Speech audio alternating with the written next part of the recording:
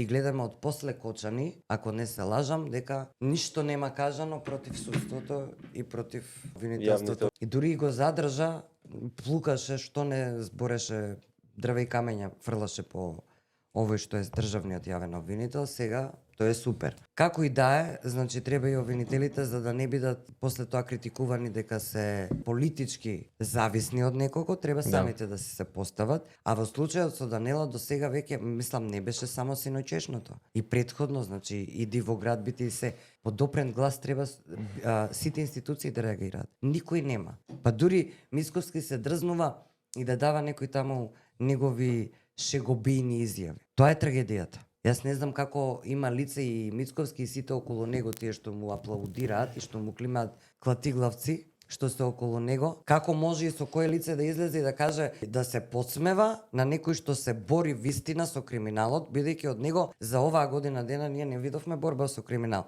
само видовме поддршка за криминалот. И тука ти е се јасно.